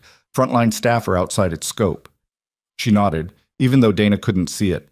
The people who'd kept their heads down and done their jobs in the middle of a corrupt system weren't the same as the people who'd built and maintained the corruption. That distinction mattered. 2 days before the hearing, a woman Olivia had never heard of called her on a number she didn't recognize. The woman's name was Claire Alderman. She was a journalist, a real one. The kind that still existed in the contracting space between local and national media, attached to a regional outlet that had been covering the Voss investigation from the beginning with the methodical persistence that the story deserved. She'd gotten Olivia's number from a source she declined to name, and she spent the first 90 seconds of the call explaining clearly what she was writing, and what she was asking for. "I'm not doing a victim profile," Claire said. "I want to write about the documentation, about what it meant that you kept records from month 2 when there was no reason to think they'd ever matter in a legal proceeding. I want to write about how that's the piece that made everything else possible." Olivia leaned against her kitchen counter. "The federal investigation made everything possible. My records were one component. Your records were the through line. Every legal and investigative team I've talked to has said the same thing." Claire's voice was direct without being aggressive. "You can decline, I understand if you do, but I think the story of how a person decides to document their own experience in the absence of institutional support, and what that makes possible downstream, I think that's worth telling." Olivia was quiet for a moment. "Why now?" she said. 2 days before the hearing. "Because after the hearing, the story becomes about verdicts and sentencing, which matters. But what I want to write about is the part that happens before that, the 11 months before that." A pause. "I'd like to talk to you for an hour.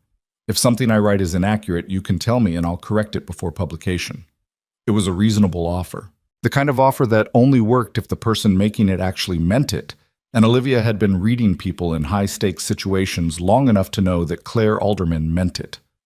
"1 hour," she said. "This week, before Thursday." "Wednesday morning?" "Wednesday morning." Claire Alderman arrived at 9 a.m. on Wednesday with a recorder and a notebook, the same dual record approach Olivia had used herself, which was either coincidence or professional habit, or both. She was in her mid-30s, had the slightly compressed energy of someone running on a deadline they hadn't mentioned, and asked questions the way good listeners ask questions, specifically enough to require a real answer, open enough to allow one. They talked for 90 minutes. Olivia said more than she expected, not because Claire pushed her to, but because some of it had been waiting for a context where it fit, and the question of why did you start documenting was a context where certain things finally fit. "I'd seen people who didn't," Olivia said, "in the military and after. People who lived the experience fully and completely, and then when they tried to describe it, they only had the experience. They didn't have the record. And the institution always has the record. The institution always has the paper trail, the official version, the documentation that says what the institution decided happened. If you don't have your own record, you're arguing your memory against their paper." She paused. "That's not a fight you win." Claire wrote something. "Did you think your records would be used this way? In a federal investigation?" "No," Olivia said honestly. "I thought they'd support an employment complaint or a civil case. I didn't think they'd contribute to a homicide prosecution." She looked at the window. "I thought about Carla Reyes for a long time after Webb told me. I thought about whether I could have gotten there sooner, whether if I'd made different choices earlier. Could you have?" She thought about it without performing humility. "Maybe I could have escalated faster. Maybe I was too patient with the internal process too long." She was quiet. "But I also know that moving before the records were solid would have given them the opportunity to characterize me as erratic. Sometimes the slow way is the only way that holds." Claire looked at her steadily. "Is that something you believe? Or something you're telling yourself?" Olivia met her eyes. "Both," she said. "It's usually both." Thursday morning came with the particular quality of significance that Olivia distrusted on principle, because she'd learned that important things rarely felt important in the moment, and significant feelings were mostly the brain performing a story about itself. She drove to the Civic Center building where the hearing was being held. Parked 2 blocks away because the main lot was already full. News vans had been there since 7. She'd seen them on the traffic camera feed that Claire had forwarded her as a practical heads-up. She was wearing her own clothes, not scrubs. Dark slacks, a gray button-down, the kind of assembled simplicity that was less about appearance than about not being distracted by what she was wearing. Dana had asked if she wanted anything specific for the day, and Olivia had said clean, and that had been the end of the conversation. Dana was outside the building's main entrance when Olivia arrived. Beside her was Kim Hargrove, and beside her was a man Olivia had never met in person, but recognized immediately from the specific quality of stillness he occupied. Marcus Webb, 50 yards away, in a charcoal jacket, watching the street. He turned when she was 20 feet away. He looked older than she'd expected, which was its own form of information. She'd known him at 33, when he was still field-attached and built for it, and the 14 years since had layered something different over that. Not diminished. Settled. "Hayes," he said. Webb. They didn't hug. They shook hands, which was the right register for what they were to each other. People who trusted each other completely and had never been close in any social sense of the word. "You look good," he said. "You look tired." He almost smiled. 8 months. "I know." Dana moved them inside before the moment could become something it didn't need to be. The hearing room held 200 people and was already most of the way full. Press pool in the designated area on the left side. Legal teams arranged at specific tables. A raised panel of 5 people at the front, federal and state officials.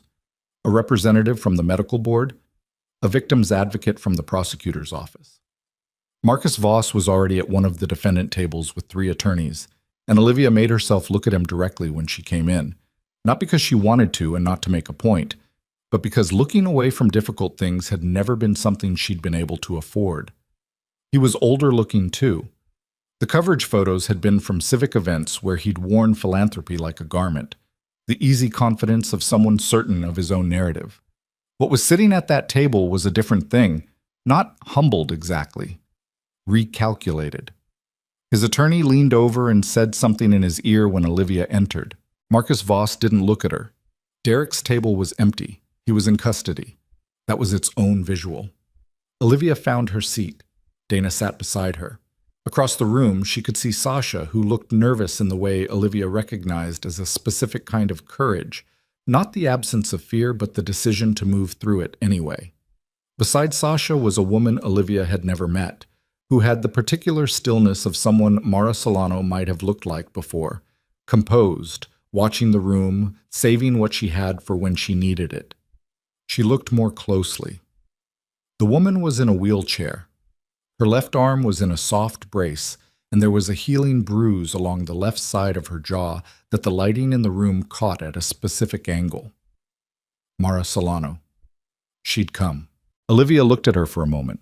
The fact of her being there 3 weeks after what Derek had done to her, in this room, in this seat, watching the panel take their places at the front of the room with the expression of someone who had decided exactly how much of herself she was going to give to this moment and was prepared to give it. The chair of the panel called the room to order. The hearing began. The first hour was procedural, and Olivia expected that. The formal reading of charges, the confirmation of evidentiary record, the orientation of each participant in the legal framework of the proceeding. She'd been through enough formal processes to know that the architecture of them required this before anything real could happen, the same way a building required framing before walls. The victim statements started at 10:20. They came in chronological order of the original incidents, which meant the first speaker was a 31-year-old former employee of a Voss Development subsidiary named James Kowalski, who had filed a harassment complaint 6 years ago and been let go within a month. He spoke for 9 minutes. His voice was even throughout, except for 2 sentences in the middle, and when it broke on those sentences, he stopped, breathed, and kept going. No one in the room looked away. The statements continued, each one different in specifics and identical in architecture. The approach, the dismissal, the institutional machinery that converted a person's experience into an inconvenience, and then into a problem, and then into a silence. Each speaker had lived inside a version of the same structure, and each had tried at some point to fight it through legitimate channels and found the channels closed. Rosa Reyes spoke at 11:15. She was 28. She looked like someone who'd been carrying something heavy for 3 years and had learned to carry it with good posture because the alternative was to be defined by the weight. She talked about her sister for 7 minutes, not the death, the living. Carla at 22, Carla studying for her paralegal certification, Carla calling Rosa from the parking lot of the Callaway Ridge Police Department the day she filed her complaint, saying, "I did it, Rosie, I actually did it." The pride in her voice that day. The belief that the process would work. The room was completely still. Rosa said, "My sister believed that the right thing to do was what protected you. She believed that. She did everything right. And the people who were supposed to protect her used their positions to protect the people who hurt her instead." She paused. "I'm not here to ask for anything," she said. "I'm here because my sister's name deserves to be said in a room where the people responsible are sitting and listening. Carla Reyes. That's her name. She was 24 years old and she was doing everything right." Olivia kept her face still. She was next.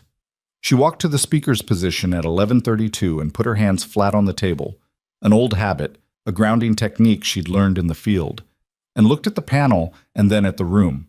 She did not look at Marcus Voss. She spoke for 12 minutes. She spoke in the same register she'd maintained throughout: factual, sequential, specific. She named every date and every name and every buried report. She described the parking lot in November detail: the dead light, the construction barriers, the forearm across her throat, and the specific words that had been said to her. She described filing the police report and the supervisor's expression and Detective Pauly's language and the meaning of a mutual altercation when one party had documented traumatic injury to her throat and the other had documentation of nothing. She described Sasha in the corridor. She described the termination letter delivered to her home address. She described driving to Mercy North alone in the dark to have her injuries documented because she had enough experience with institutions to know she couldn't leave that to chance. She described Rosa Reyes's text message on a Saturday morning in the snow. "I just wanted to say that. You don't have to respond." When she finished, she looked at the panel. Then, because the decision arrived in the moment and felt correct, she turned and looked at Marcus Voss directly. He was looking at his hands. She returned to her seat.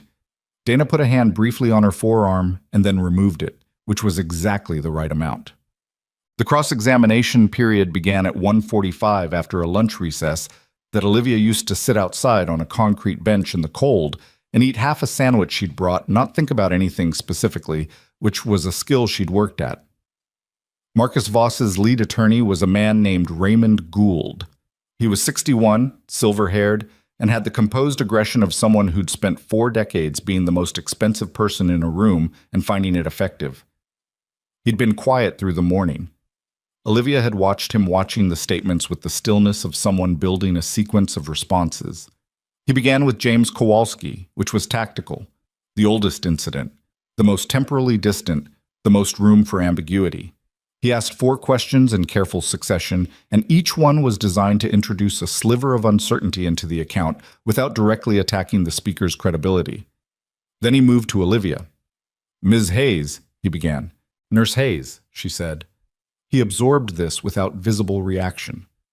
"Nurse Hayes, you've described a series of incidents beginning in your first weeks at Harlow General, culminating in an alleged assault in November." "Documented assault," she said. "Medically recorded that evening." "You drove yourself to a different hospital after this assault?" "Yes." He changed angles. "You have a military background?" "Yes." "Combat deployments?" "Yes." "You've received training in hand-to-hand defensive techniques?" "As have most combat deployed service members." "And on the evening of this incident, you were alone with my client's son in an isolated area of the hospital property?" Olivia looked at him steadily. The room had the specific quality of silence that meant everyone in it understood what was being constructed. "Your client's son approached me from behind in a poorly lit area that had its circuit breaker manually overridden 2 days prior," she said. "He seized me by the collar and slammed me into a concrete wall. He applied manual pressure to my throat in a manner consistent with what the Mercy North attending physician documented as traumatic manual strangulation." She paused. "I am a combat-trained medic. I am aware of my own capacity to cause harm. I did not cause him harm. I disengaged. I called 911. Everything that happened in that parking lot is consistent with a person choosing the minimum necessary response and immediately seeking official documentation." She held his gaze. "If your implication is that my training makes me the aggressor in a situation where I have documented throat bruising and he has documented nothing, I'd like to understand the logic of that." Raymond Gould looked at her for a long moment. He moved to his next speaker. Mara Solano spoke at 3:10, from her wheelchair, her voice steady in the way of someone whose steadiness was costing them something they decided was worth spending. She spoke for 8 minutes. She described the original incident 4 years ago, the complaint she'd filed that was quietly buried, the job she'd kept because she'd needed it, the years of careful distance and the moment she'd decided to come forward, and the night 3 weeks ago in the specific language of someone who had processed what happened enough to describe it without being destroyed by the description. When Raymond Gould began his cross-examination, the panel chair interrupted him. "Mr. Gould," she said, "given the direct physical evidence connected to the most recent incident involving Ms. Solano, the severity of which is already part of the federal evidentiary record, I'd ask you to consider carefully whether your cross-examination is serving the interests of this proceeding or complicating them." Gould looked at the panel chair. "I have no questions for this witness," he said. The room exhaled. At 4:30 p.m., as the final procedural elements were being recorded, Olivia's phone vibrated in her jacket pocket. She kept her hands in her lap and didn't look at it. When the panel recessed at 4:47, she took it out. A message from Webb. "Check local news, breaking now." She opened it. The headline read, "Harlow General Board Member and Former Chair. Subpoenaed in Federal Corruption Investigation, Third-Party Financial Records. Indicate payments predating Olivia Hayes. Complaints by 7 years." She read it twice. Then she read the name of the board member. She sat very still. The name was not Howard Belk. It was not any name she'd encountered in 11 months of documentation. It was a name she recognized from the hospital's annual report, which she'd read once in her 3rd month as a professional orientation exercise and then not thought about since. Dr. William Farrow, Chief of Medical Staff, board member for 11 years. The person who, functionally, sat above Patrice Dunmore and Howard Belk in the institutional hierarchy, and whom neither of them had ever mentioned in any conversation Olivia had been part of. She thought about Patrice in Dana's deposition. Voluntarily cooperated. Provided documentation of internal pressure she received. Pressure from whom? Dana had not specified. Olivia had not asked. She looked up from her phone. Across the room, Dana was reading the same news on her own screen, and when Dana looked up and found Olivia's eyes, the expression on Dana's face was not satisfaction and not surprise. It was the expression of someone who had known the excavation wasn't finished. Dana's expression said it all, and Olivia had learned enough about Dana Fry over the past months to read it accurately. This wasn't surprise. This was the controlled release of something that had been held in careful suspension. Olivia crossed the room. "You knew," she said. Not an accusation. A question with the answer already in it. "I knew there was a layer we hadn't fully mapped," Dana said. "I didn't have Farrow's name confirmed until 40 minutes ago. Torres called me during the recess." She looked at Olivia steadily. "I didn't tell you because I didn't have anything solid enough to tell. And I wasn't going to put a name in your head that might have changed how you presented today." Olivia sat with that for a moment. It was the right call. She didn't love it, but it was right. "How deep does it go?" she asked. Farrow was on the board when Carla Reyes filed her complaint. He was in the room when the internal decision was made to route it to Paulie's supervisor rather than escalate it independently.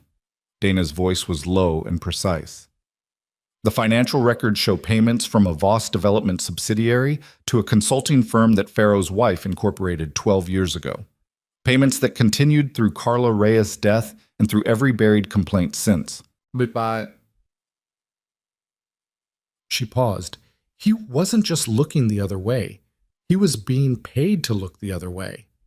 Olivia looked across the hearing room, at the emptying seats, the press pool packing their equipment, the defendant table where Raymond Gould was speaking in urgent tones to Marcus Voss's remaining legal team.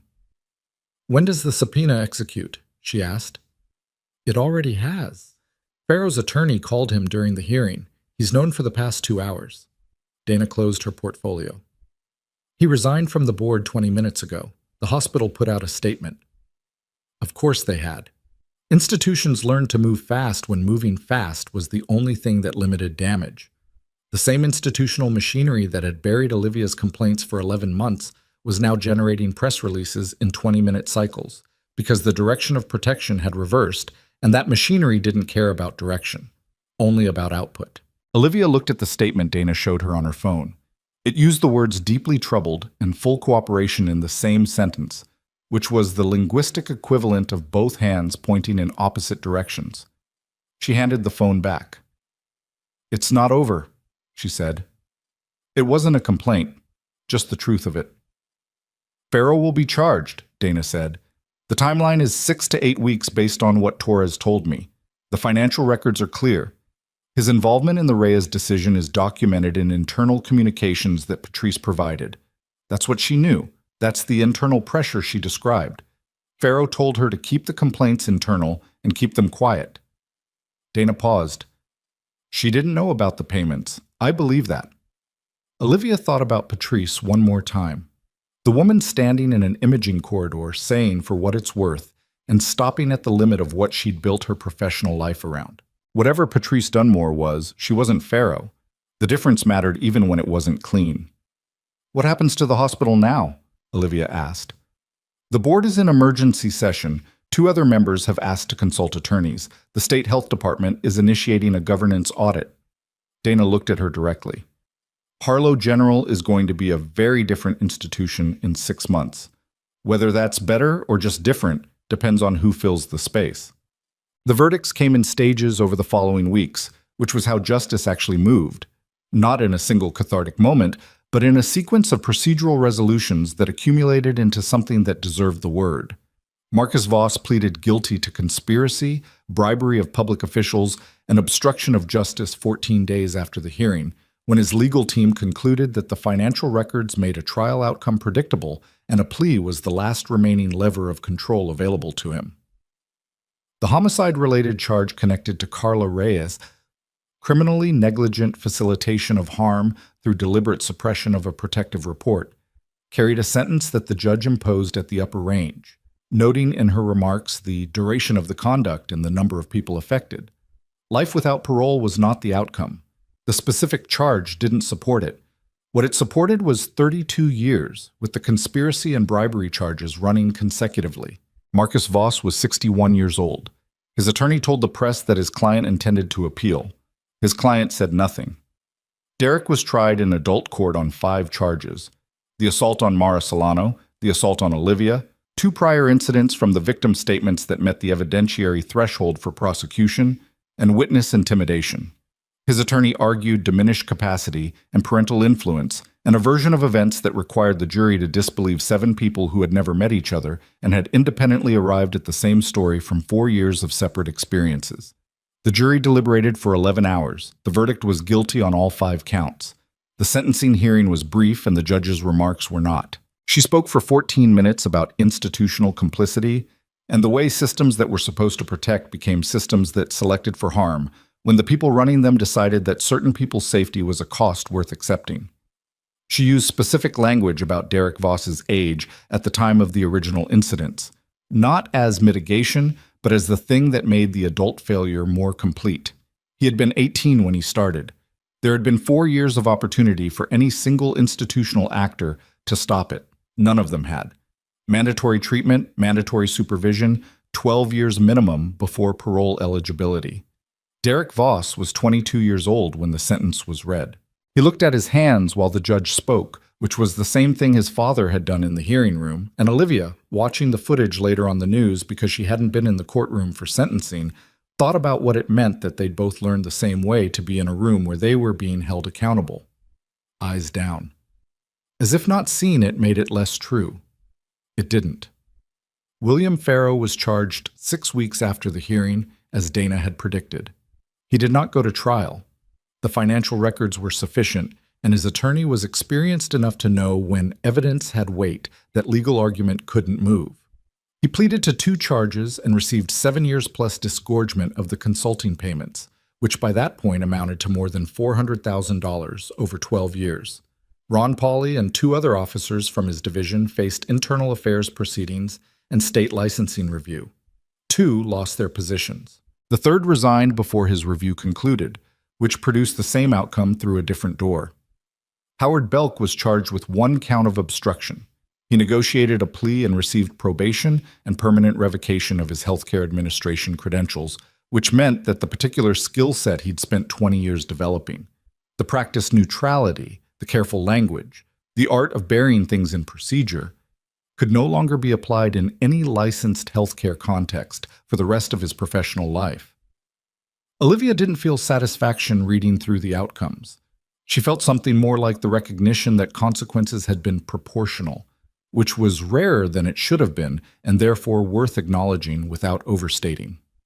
Harlow General's offer of reinstatement came with a formal written apology, which Dana had made a condition of any reinstatement negotiation. The apology was read into the public record at a hospital board meeting in February, 4 months after the hearing, by the newly appointed interim board chair. It used Olivia's name, Sasha's name, and the names of the 2 additional former employees who'd come forward after the news broke. It named the specific complaints that had been buried and the administrative decisions that had buried them. It was 12 sentences long, and it was the product of 4 weeks of legal back and forth, and it was imperfect in the way all formal institutional apologies were imperfect, because the form was built for liability management as much as genuine reckoning, and it was impossible to fully separate those 2 things. It was also public, documented, permanent. Olivia sat in the back row of the board meeting and listened to it read aloud, and when it was done, she did not cry and did not feel like she had won something exactly. She felt like something that had been said falsely was now being corrected, and that correction existed in the record where the false thing had existed. And that mattered in the specific way that accurate records always mattered, not because they changed what happened, but because they changed what was remembered.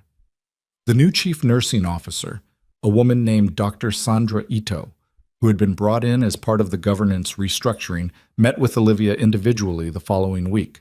She was 53, direct, and had no connection to the previous administration by design. "We'd like you to come back," she said, "and I want to be clear that this isn't about liability management. We're rebuilding the complaint handling infrastructure from scratch, and we need people who understand what the failure looked like from inside it." Olivia looked at her across the table. "In what capacity?" "Clinically, you'd be returning to the ER at your previous level, but I'd also like you involved in the development of the new protocols, the actual document, not a committee rubber stamp." She paused. "You documented 11 months of institutional failure while the institution was failing you. That's exactly the perspective we need when we're writing the policy that's supposed to prevent it happening to someone else." Olivia was quiet for a moment, not performing consideration, actually considering. "If I come back," she said, "and I see the new system failing, I'm going to say so. Formally, through whatever channels exist and outside them if those don't work." "Yes," Sandra Ito said simply. "That's the point." Olivia returned to Harlow General on a Monday in March. She clocked in at 6:47 a.m. Claire Alderman's article ran in late February, 2 weeks before Olivia's return to work. It was long, 3,000 words, the kind of length that regional outlets rarely gave to anything anymore, which meant someone had made a decision that the story was worth the space. It ran with a photograph of Olivia that had been taken outside the Civic Center building after the hearing, not posed, just Olivia in her coat on the concrete steps with the winter sky behind her, looking at something outside the frame. The piece was called The Paper Trail. It was not about Olivia as a victim. It was about Olivia as a methodology. It described the decision to document as a form of resistance available to anyone who found themselves inside a system that had turned against them. It quoted Dana Fry on what the records made possible in legal terms. It quoted Marcus Webb on what they made possible in investigative terms. And it quoted Olivia from their 90 minutes at her kitchen table at some length. The line that people pulled out and put in their own accounts, the line that started appearing in places Olivia didn't expect, was this one. "I wasn't documenting because I thought I'd win. I was documenting because I didn't want the institution's version of events to be the only version of events. That's all it was. Just make sure the truth has a place to live." She hadn't thought of it as quotable when she said it. She'd thought of it as accurate. The piece generated a response that surprised her in its volume and didn't surprise her in its content. Letters and messages, mostly from women, some from men, from nurses and teachers and social workers, and retail employees and junior staff at companies large and small, all of whom recognized the architecture she'd described. The complaint filed and buried, the instructions to not make this into a thing, the particular exhaustion of being the person who was experiencing the problem while also being told they were the problem. She didn't have time to respond to all of them. She responded to as many as she could. The last conversation that mattered happened outside the hospital, 6 weeks after Olivia returned to work. It was April, early evening, the river down to normal levels for the first time since November. Sasha was on her Tuesday shift, finishing up, and she found Olivia on the small concrete bench near the main entrance where staff sometimes ate lunch when the weather allowed. Sasha sat down beside her. For a minute, neither of them said anything, which had become comfortable between them in a way that it takes shared difficulty to produce. "I got my acceptance letter," Sasha said. "Nursing school. Full program." Olivia looked at her. "Which one?" "My first choice." Sasha's voice had something in it that was trying not to be too large and not quite succeeding. "I didn't think... When everything was happening, I kept thinking it was going to follow me. Like it was going to be in the record somewhere, this thing I was associated with." "It is in the record," Olivia said. "You cooperated with a federal investigation. You documented harassment of a fellow employee. You didn't walk away." She paused. "That's what's in the record." Sasha was quiet for a moment. "Are you glad you stayed?" she asked. "In Callaway Ridge, after everything." Olivia thought about it honestly, the way she'd been trying to do more of since the hearing. Not performing certainty she didn't have, not performing doubt she'd moved past. "I'm glad I didn't leave because someone wanted me to," she said. "Whether I stay long term, I don't know yet. But that's mine to decide. That's the difference." Sasha nodded. She understood the difference. They sat for another few minutes while the evening traffic moved on the street and the river ran quiet beyond the east edge of the city, and ambulances came and went from the bay the way they always did, the way they would tomorrow and the week after, carrying the ordinary catastrophes that didn't make headlines and didn't reshape institutions, but required someone to show up and know what to do. Sasha said goodbye and went back inside. Olivia stayed on the bench a little longer. She thought about Carla Reyes, who had been 24 years old and had done everything right, and had still not been protected. She thought about that, not with the grief of something she could have prevented. She'd been in another city when Carla filed her complaint. She'd been living a different life. There was nothing to be done with that particular weight except carry it carefully and let it mean something going forward. She thought about the 7 people who'd come forward. About Mara Solano in her wheelchair, her voice steady, her presence in that room a specific kind of answer to the specific kind of question that Derek Voss had spent 4 years asking about what he could do to people and what they would do in return. She thought about Rosa Reyes texting a stranger on a Saturday morning in the snow. "I just wanted to say that. You don't have to respond." She thought about what Dana had said once, somewhere in the middle of all of it, during one of the calls where the process was slow and the outcome was uncertain, and Olivia had said something honest about not knowing whether it would matter in the end. Dana had said, "The fact that you don't know doesn't mean you stop." It wasn't a comfort exactly. It was better than that. It was the acknowledgement that courage rarely came with a guarantee and mostly had to be operated on incomplete information, and that the incompleteness didn't change the obligation. That was the thing nobody told you about standing up inside a broken system. They told you about the injustice, which was real. They told you about the courage required, which was also real. What they didn't tell you was how long the middle part lasted, the months of documentation and formal channels and careful language and waiting while the institution that had failed you continued to exist and function around you, and the people who'd made the decisions kept making decisions. They didn't tell you that the strength required wasn't dramatic. It was administrative. It was showing up at 6:47 and charting correctly and eating half a sandwich on a concrete bench and sending one more email and not letting the accumulation of ordinary indignities persuade you that you were nothing.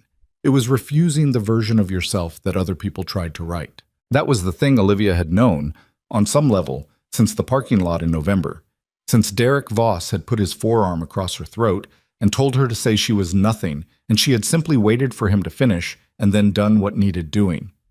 Not because she was unafraid, not because she was exceptional, but because she had learned, Through 4 years of combat medicine and 11 months of institutional combat and a lifetime of being the person who got up and rode to the end of the block before crying, that the people who told you what you were worth were almost never the right people to believe. You had to keep your own records.